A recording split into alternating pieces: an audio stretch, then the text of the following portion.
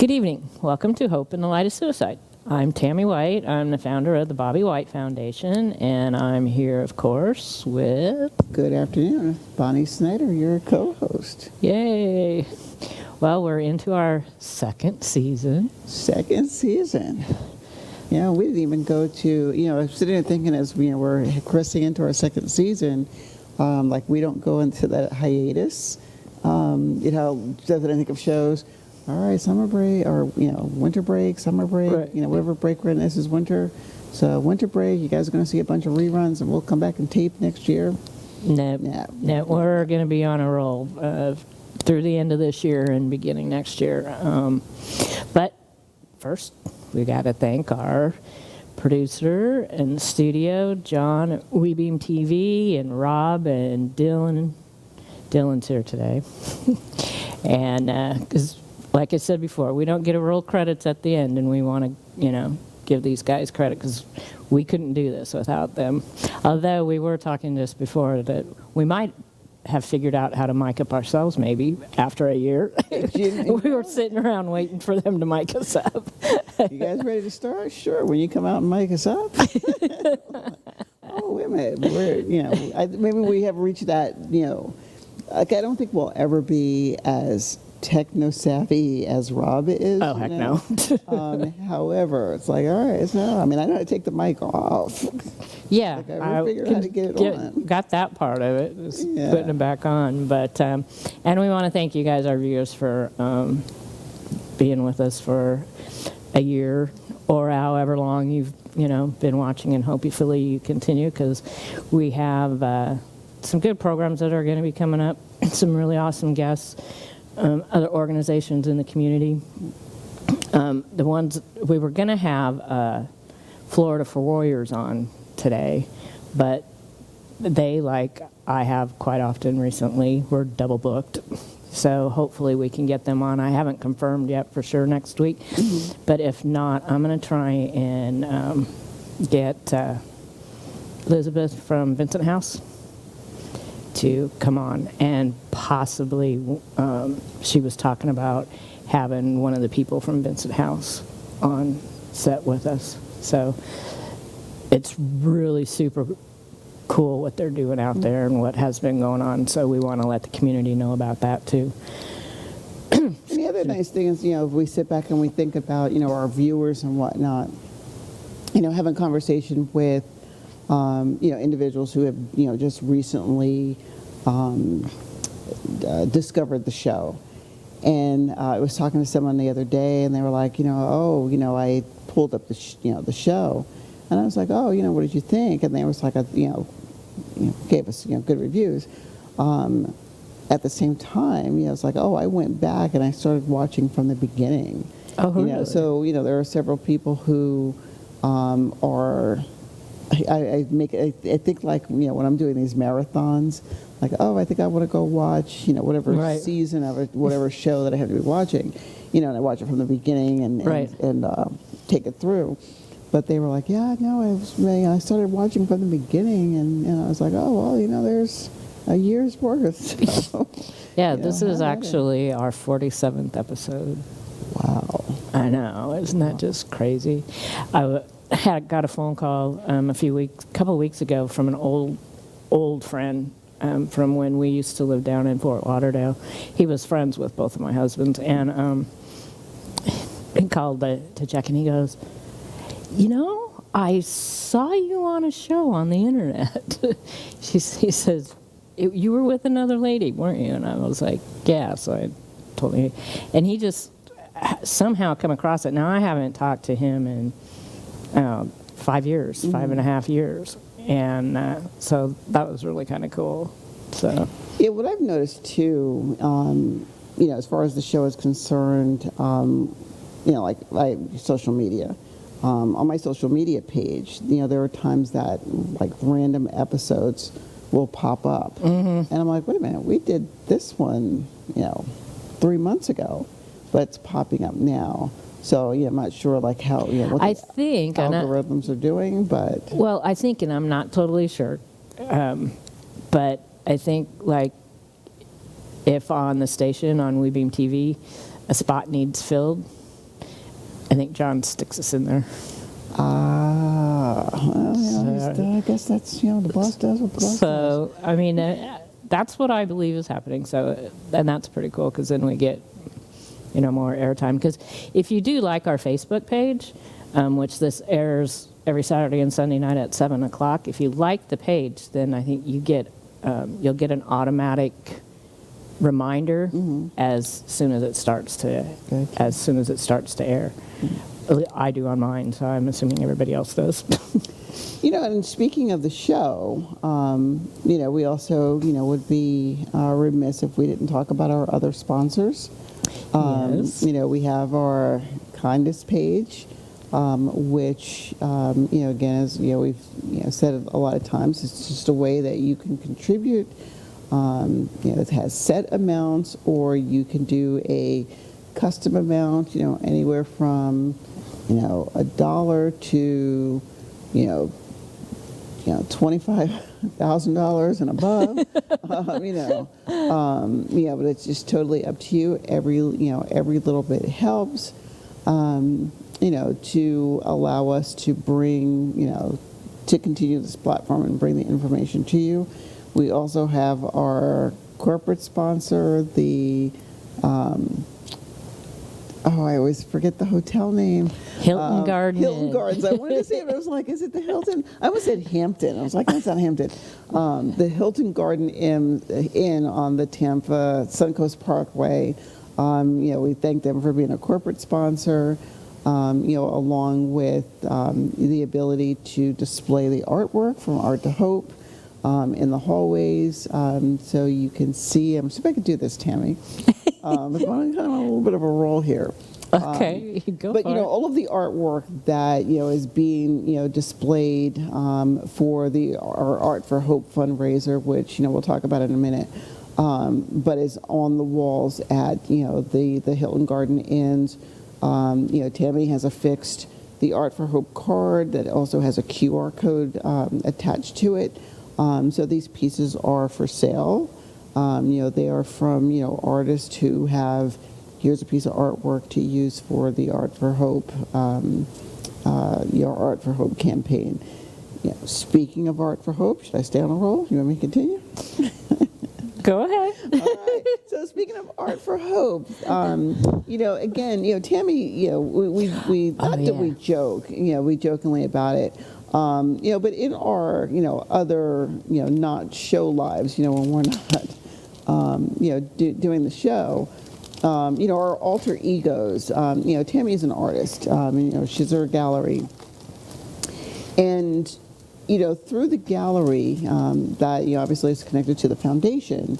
Local artists will donate a piece of art to be auctioned off that helps raise money for the foundation and this cause. Very grateful. And Tammy has talked about this piece that a friend of hers did. Oh, I love it.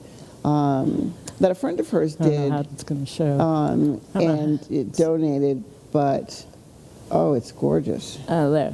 It looks kind of cool. I love it. Yeah, he actually I went to junior high and high school with this guy, and he actually used to teach. I forgot this bio.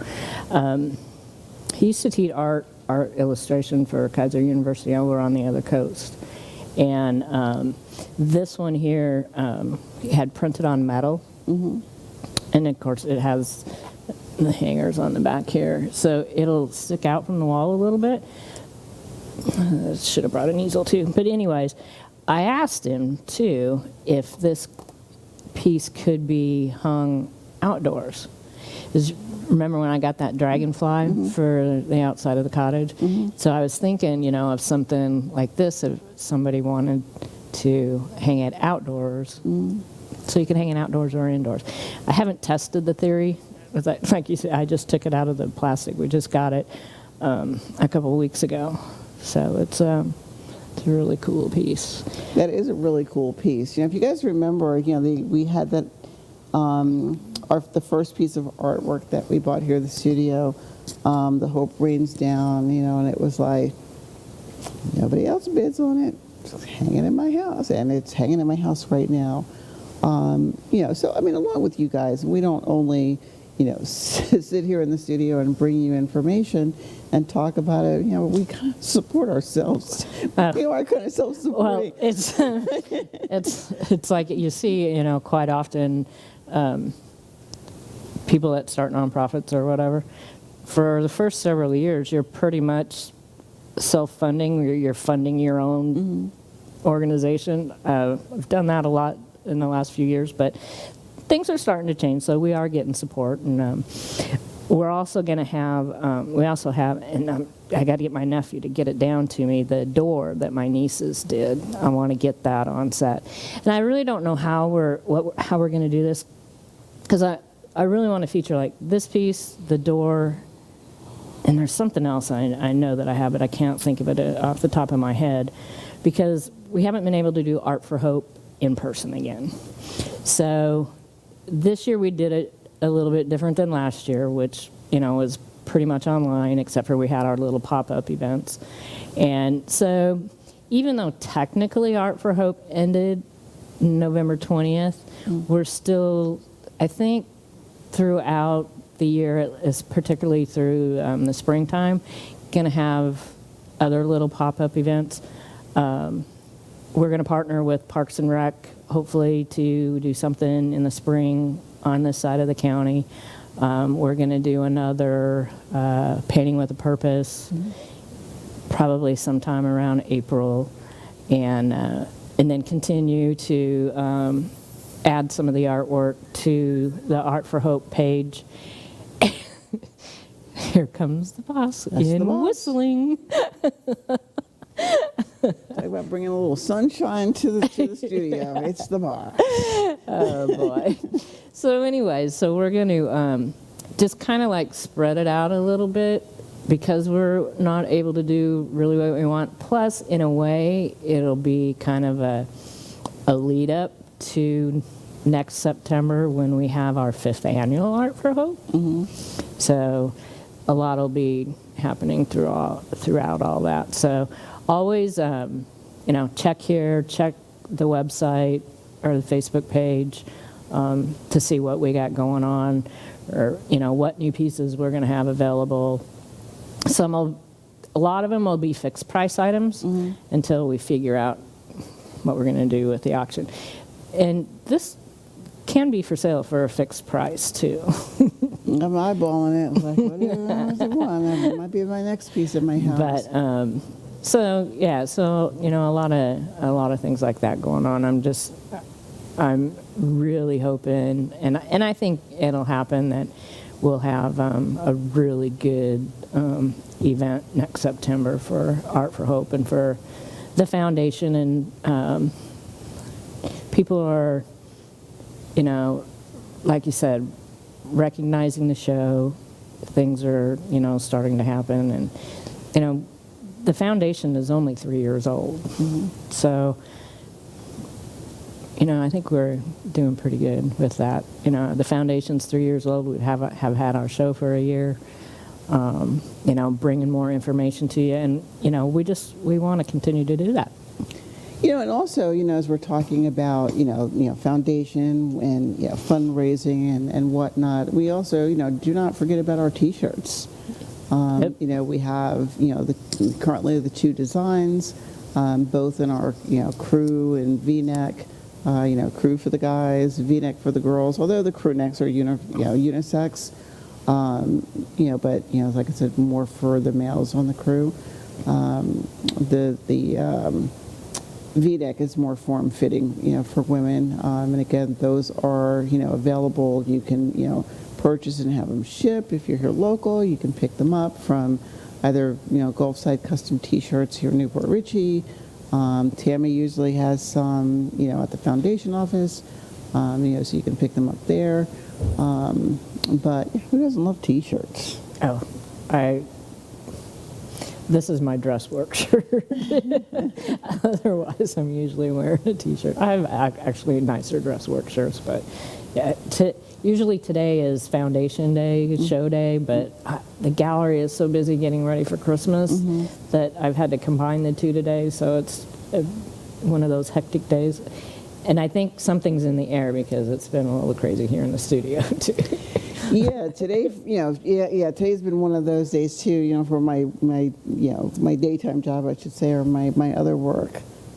We had our annual brunch today, so I'm kind of like, when I got up this morning, it was kind of chillish, and now I'm sitting there thinking to myself, what was I thinking wearing a sweater today? Like, what was I thinking? Well, it was damp and super foggy. It was, and I was like, oh, it's going to be chilly most of the day, and I'm like, yeah. Not. What was I thinking? It's a good thing I'm heat tolerant, but anyway. But yeah, a lot of, many ways that you can support the show, and a lot of, exciting things that are coming up, as well as, things that we, continue to do. Yeah, and you can donate straight, too, from the website. So, exactly. anyways. So one thing I wanted to talk about, and I didn't talk to you about it all week, is some kind of ideas. And I want the viewers to be part of this too, because, we've done several book reviews over the past year, and I've really wanted to incorporate somehow. Originally, we were going to do a support group, but of course COVID has kind of knocked that out. But remember the book that we did the Wilderness of Suicide Grief? This one, the same author, and it plays off that book originally. He has, and I think this would make it's like a great 10-week journey together. It's understanding your suicide grief, the 10 touchstones of finding hope and healing your heart, which that's what the first book was. And it also comes with a journal for each chapter.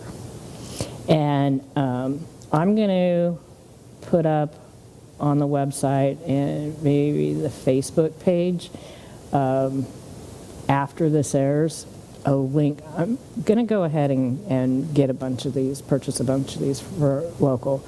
But if anybody wants to go through this with us, I'll have the links where we can figure out how to get you the books. And if it's something the foundation can do for you, if it's not a million people, because we don't have that kind of money, a few people, I want to do that. I've gone through most of it. I haven't gone through it all yet myself. But that's one of the first ones I think that I'd really like for us to get into at the beginning of the year. A good way to start out the year. And I've come across several other new things just recently. Are you familiar with tapping? With what? Tapping. I've heard of tapping. Okay. And I was going to give Rob the link, and I totally forgot. Another... a gal that I know, she tagged me on a link. I think it's Nick Ortner is the one who people know most from tapping. But it was a link to this other guy's YouTube channel, and it was tapping for grief and something else. And I'd seen it pop up on my Facebook page. And the other morning, I think it was yesterday morning, I've had this thing the last few months where I'll wake up like at 4 or 5 o'clock in the morning and just have huge anxiety. And I mean, just like your heart is just like super, super heavy. And so I thought, let me go see if I can find that tapping video. And I'd found it, and I did it. It's not a long session, but it did really relieve a good portion of that anxiety and stress that I was feeling so early in the morning. So it was really, I don't want to get up and get out of bed and start doing stuff at 4 or 5 o'clock in the morning. But it works on meridian points And I'll get some more information. I was going to find my Nick Ortner book, and like I said, today just kind of got away from me and wasn't able to get all the information I wanted together, to put together. But also, if there's a book or a subject matter related to what we're doing, put it in the comments of our Facebook page, or email me at the foundation, and we would be more than happy to kind of plan on that too. Sounds like a plan. Sounds, especially, the one thing I liked, about, us doing the book reviews, as well. I'm a structured kind of person. Like, things have to be structured. It makes sense to me when it's This like is that. probably the most unstructured thing you do. This is the most unstructured thing I do. It's so funny. My neighbor sent me it's a meme on my social media, and I had to laugh because it was so me. But I function well with I function better with structure. Which is where it's like, okay, this is completely unscripted. Sometimes we are unstructured, and it's like, but it's fine. I'm like, okay. Yeah, just go with the flow. Yeah, it's what I do get to, and I think because I know that I'm dealing with this is unstructuredness for me. I know that's not a word, but anyway, going back to getting returning to the book reviews and whatnot, especially as we transition into the next year. What I find a lot, especially when we deal with the holidays, is this is a time of the year where, for some of us, we tend to be on high alert because, depression, rates of depression, seem to go up. And then, of course, with rates of depression, oftentimes the rate of suicide goes up, or, people, seeking help. I do a group, I facilitate an adult group right before I come into the studio. And, today, as we're talking, one of the comments, was made by one of the, the group participants. I'm just not in the holiday spirit. And, another one, kind of followed, behind, this group member and said, me either. And there was almost this sense of needing to apologize. So we became very apologetic about not being in the holiday spirit. And, as I'm sitting there, I kind of sit and I listen. It's not like this. This looks like, I really don't. But, as I sit and I listen, and, my brain is processing what they're saying. And I remember asking them, what is the reason for the need to apologize? And, they took me a minute and I said, okay, you're not in the holiday spirit. I hate the word why. I mean, I should say hate. I have a negative relationship with the word why, just because, we're taught it's assesses blame, or, it's like there's something wrong with you. But explain to me this need to apologize. And one of the things that they said, that came out of the conversation was, if I'm in a bad mood, or if I'm not feeling in the holiday spirit, I don't want to be responsible for you falling out of the holiday spirit. And what I said to them is like, look, do you understand that if I'm in the holiday spirit and you are not, the only way that I'm going to fall out of the spirit or get into some kind of mood is if I let myself. And I was like, that's not to say that I can't be, whether it's sympathetic or empathetic to the fact that you're not in the holiday spirit. You're not in the holiday spirit. Then that's okay. It's like, all right, just do you, because some people aren't. For those of us who have experienced loss, I don't. Again, going back to that whole, is there a love-hate relationship with, the holidays? When I think of, I'll use Thanksgiving for example. something popped up on my memories. And, I always, I think we've shared multiple times, I cook, the entire Christmas meal or Thanksgiving meal. And then I, followed up with, the entire Christmas meal. And I'm talking all, whatever, how many courses we eat. But anyway, on my social media, this memory popped up, and it's of course me in the kitchen, and I was, I was poking fun at my my oldest granddaughter, the grandchild that started the rest of them, and it's an inside joke. There's a particular song that we play, and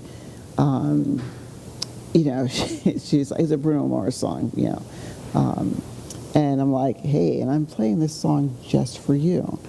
Well, as I'm playing the song, I'm sitting at the stove and I'm cooking, and you see Patrick behind me. And what I was doing was making, the beginnings of deviled eggs. And, we've shared the holiday tradition, deviled eggs. Patrick always made them because I don't know how what he did to these deviled eggs, but they were amazing. And I'm just, listening to him, poke fun at my granddaughter. They were, very, very close. But he's also fussing at me about, you didn't put this in, you didn't put this. You need to, add this to the eggs. And I'm like, okay, okay, are you going to let me do this? Or, do you want to do this? Or, it's basically, thank you for showing me how you did this. But there's times like that I sit back and I'm like, if it weren't for the ability to have, those little clips, I'm like, oh, am I so thankful that there's a holiday, tradition that, I film myself when I'm cooking. It's kind of like people are like, where's your dancing video? And I'm like, it's coming. To be able to capture, now I have, again, I have this memory. Not everybody has that same, right. I don't have a video clip of this, or I don't have a video clip, of that, or, if only I knew, I would have, filmed more of this, and this. At the same time, just because you have those memories, you're still grappling with, there's a seat at the table that would have been there. Mm-hmm. And so for some people, again, I say, I get it, that, how do you process through the change? It's okay to not to be okay, like as our book reviews say, it's okay not to be okay. At the same time, processing through what your new normal is going to look like. So I like, so going back to the book reviews, because I like that it also highlights these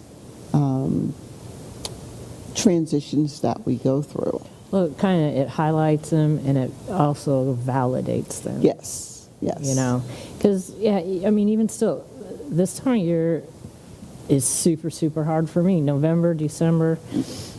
But I have several friends that it's extreme, December is an extremely difficult month for them also for different reasons. The loss of a mother.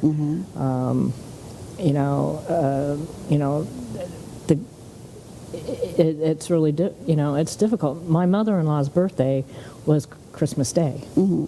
And when she passed away, Christmas was really difficult for Bobby. And it seemed to get worse every year. But I still feel it. The last couple of years when it starts getting close, at first I feel, okay, we're going to do this. This is going to be a good year. And then it gets here, and then it's a struggle. And one thing that I did a couple of weeks ago, and it's just you can't do it all if it's, if you're struggling and to be all Christmassy, per se. So a friend of mine, and you know her too, Lisa from Investigation Station, her daughter Sophia, their school was doing a fundraiser selling poinsettias. And so I thought, I'll get a couple of poinsettias, one for the gallery and one for the foundation. And I actually picked them up yesterday, and they are absolutely gorgeous. And so far, that's all I have, except for my little ceramic Christmas tree, you know, the ones from back in the 70s with the little lights on them. Right. That comes out the day after Thanksgiving. But that's all I've done so far. I'm hoping to do more. But even just that little bit, and if that's all I do, I'm good with that. But I am going to try and do a little bit more. I think for But me, it is hard. you know, it is, you know, like for me, the very 2019, you know, the very first year, I could not put up a tree. I mean, no, let me take that back. I put the tree up. You know, I do artificial. You know, I can't tell you when the last time was I did real. You know, 15, 16 years ago, give or take. But anyway, you know, I have this artificial tree, and I managed to get the tree up in the, you know, it's my living area, my living room that I put it. No ornaments. I may have gotten, I think, one string of lights on it, and that was it. And I'm looking at this tree. You know, and again, I know, you know, this is a repeat story, but I'm looking at this tree, and in my brain, I'm processing: is this what it's going to be like from here on out? That I'm, you know, that I'm just going to be able to look at this tree up and nothing, and maybe one string of lights, and that's it. You know, fast forward to last year. You know, it was completely different in that I was able to get the tree up, get it decorated. You know, I mean, decorated. I think I was even, I, you know, had minimal lights on the outside, you know, so I didn't do as much as I usually do on the outside. So I'm like, okay, well now this is,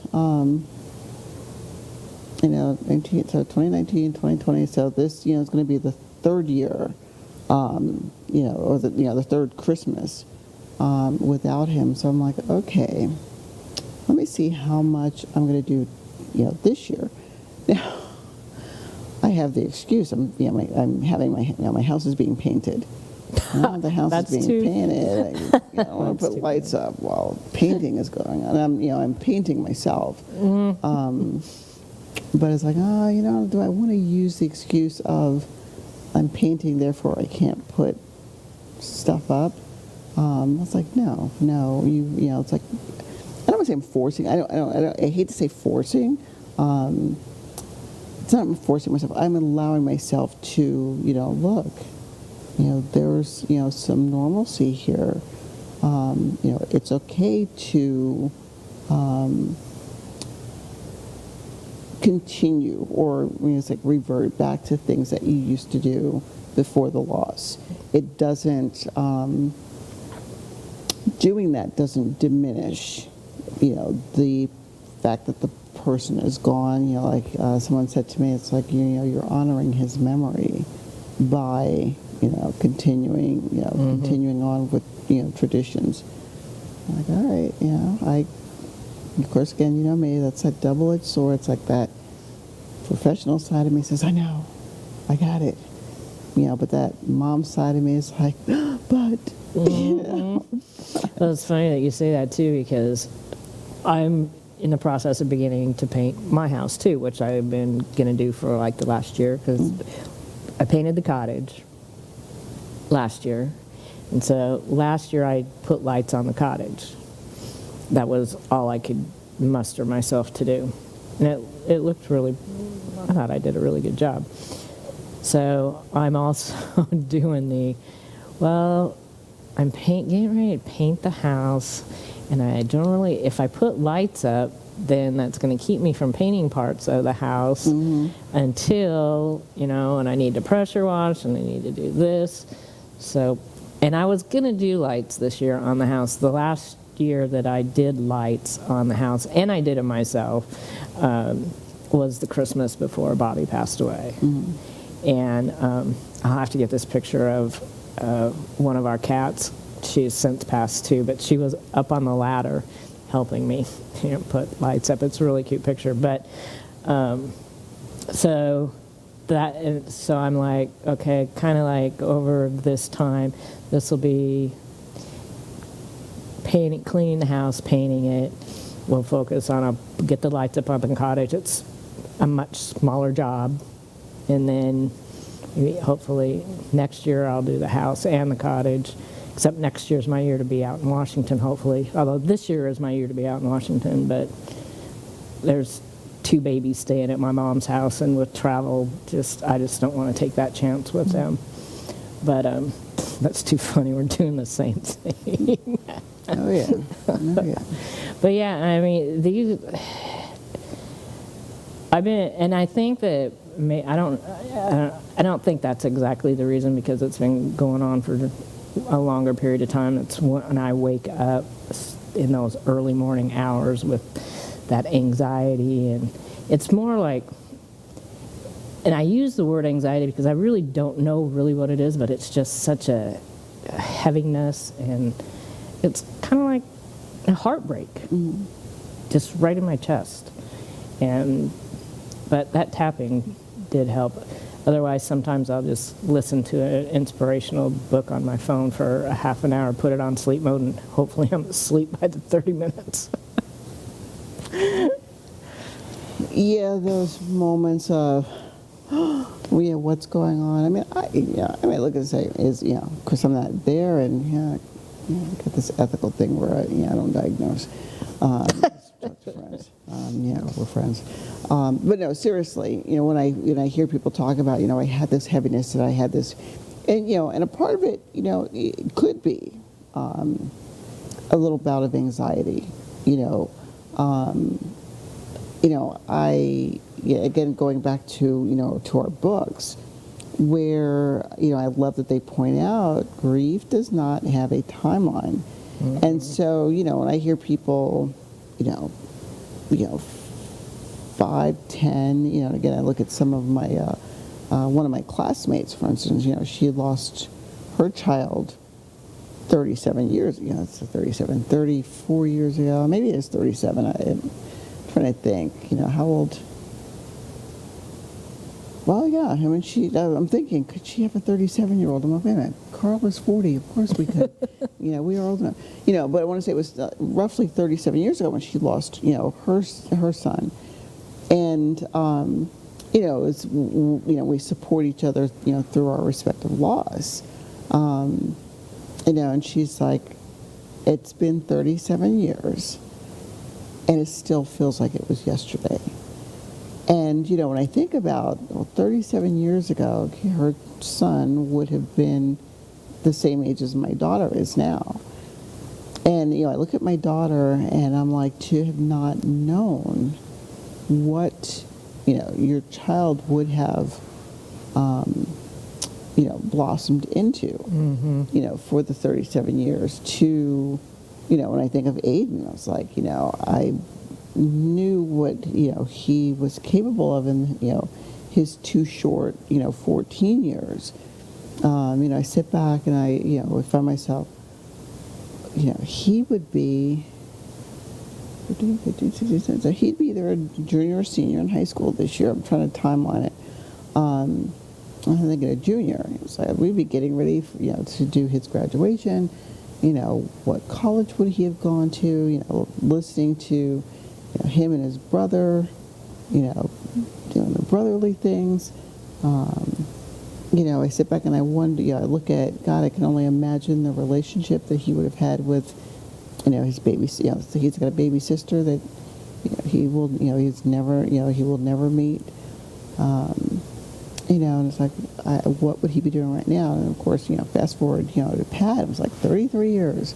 I watched what you accomplish. And now, so, going through, some stuff with Dev. I think he's, finally hitting that anger stage. Like he's furious with his father. And, of course I can't look at him. It's like, well, I really shouldn't be mad at Daddy. Right. But yeah, he's very, he's upset with his dad, for being gone.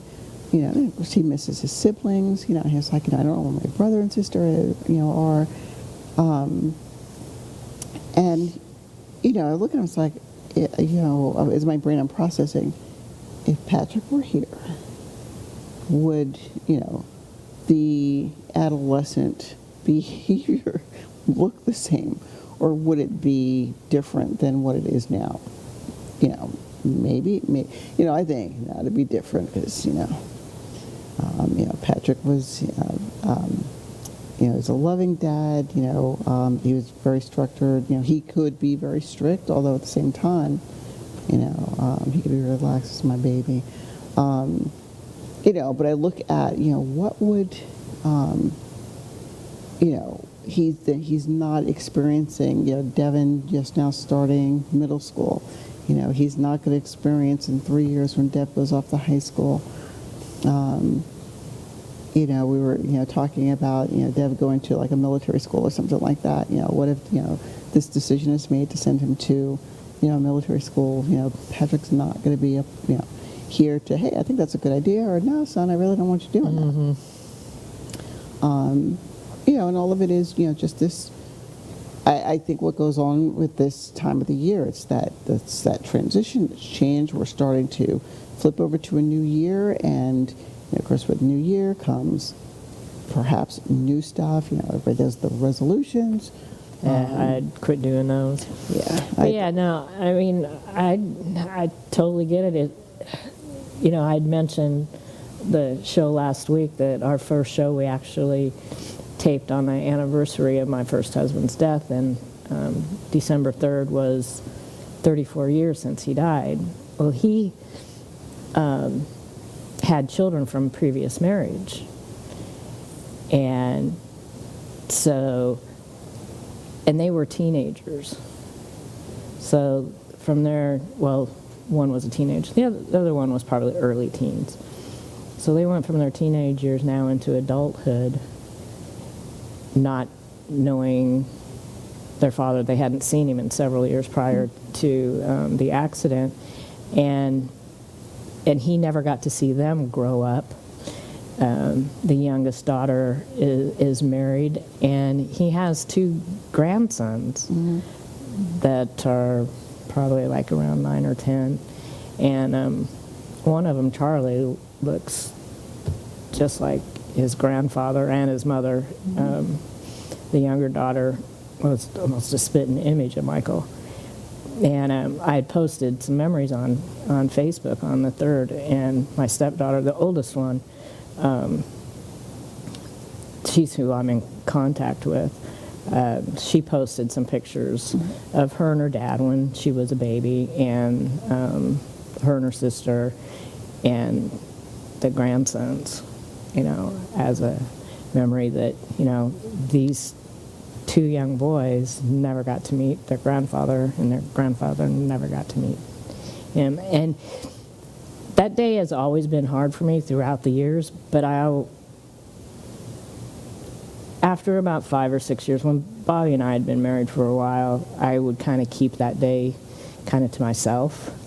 But now with Bobby gone, and then it comes up every year, and it's the compounding of the 2, and their birthdays so close together.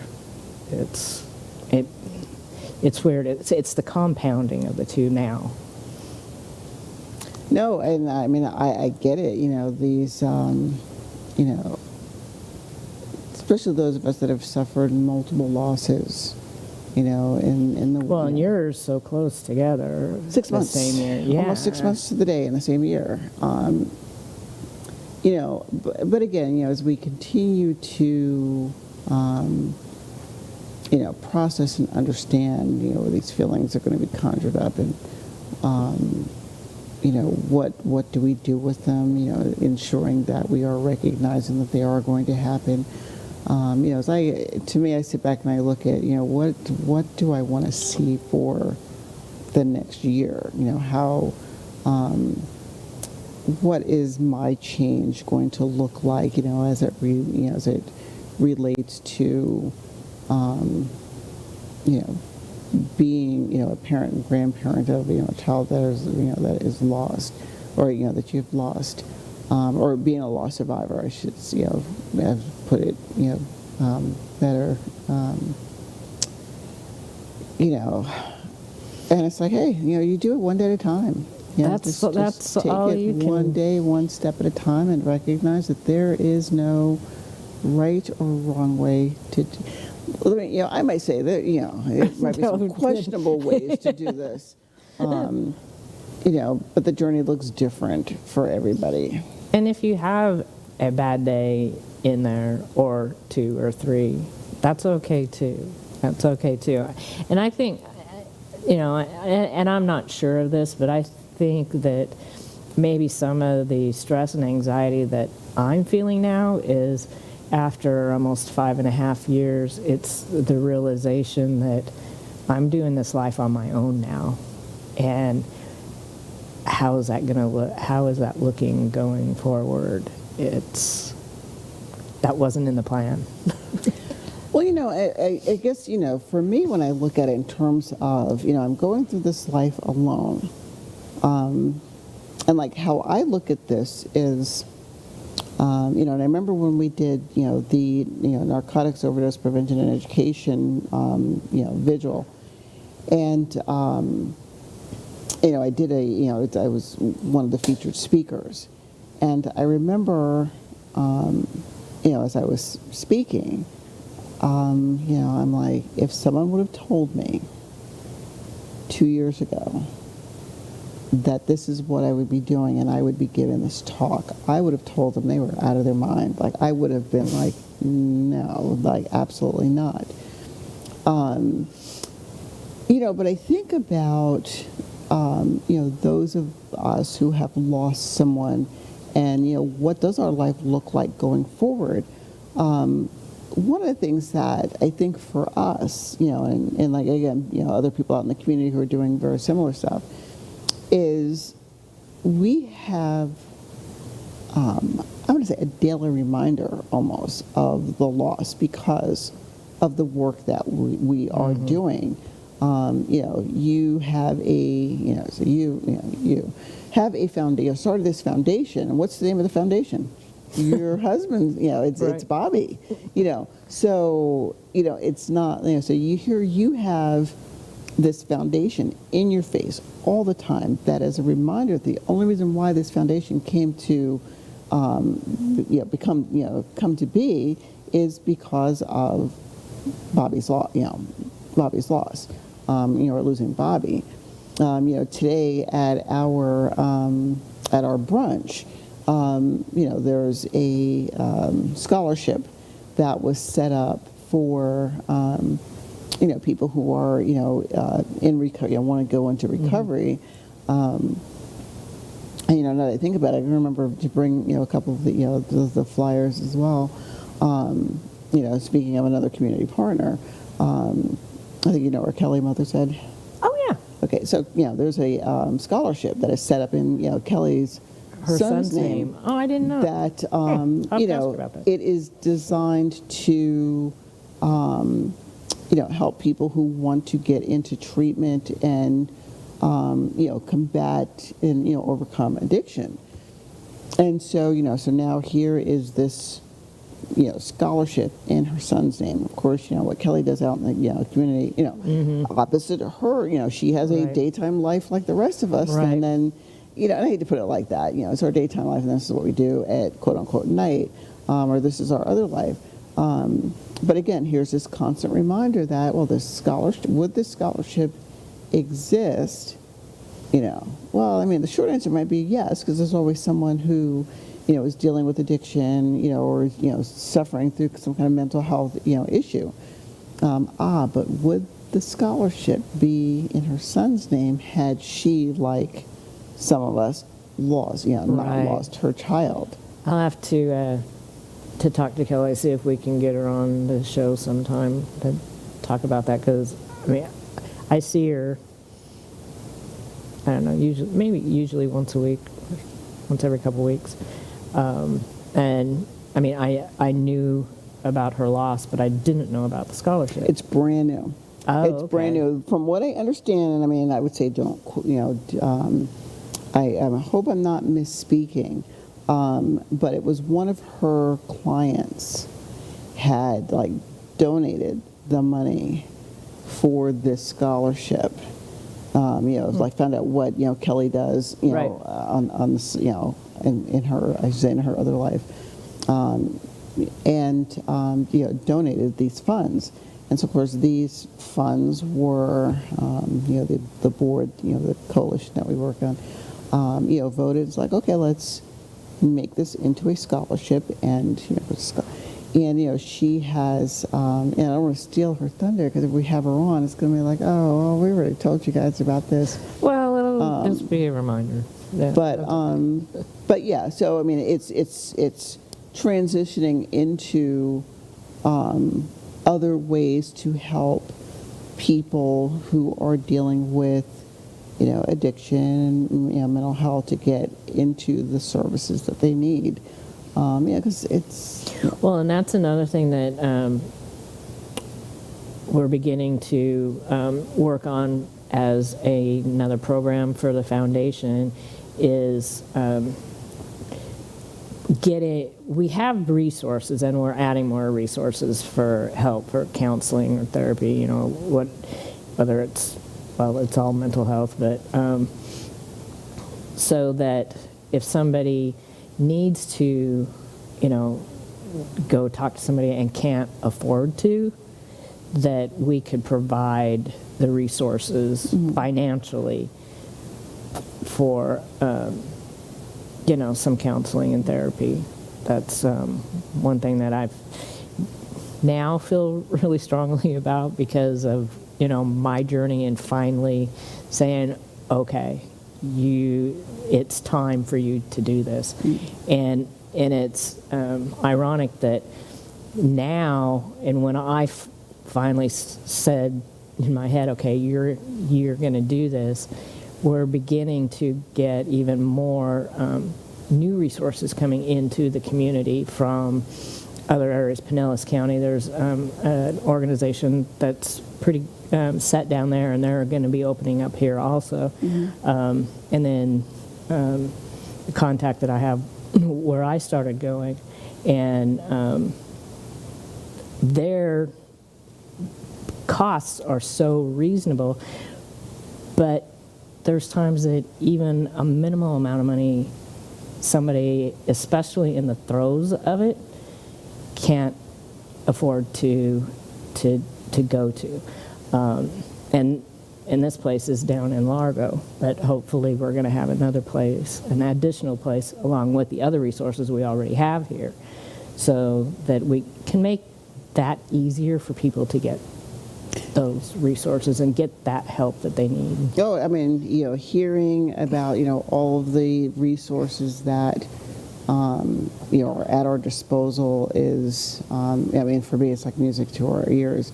Another thing that, we found out today, our local judge, who's like, he is that judge, saying Judge Sean Crane, announced today that, our county, Pasco, like his drug court is the, Yeah, he's an amazing man. only drug court in the country. They were just awarded a federal grant, to help, combat some of, the issues surrounding drug court and whatnot. And, as he's talking, to us about this today, when he announced it, we're like, oh my gosh, all these resources coming together, all these doors that are opening for people who, are, struggling with, whether it be addiction, whether it be, depression, on the, the cusp of suicide, which, as we're winding down, we always talk about, the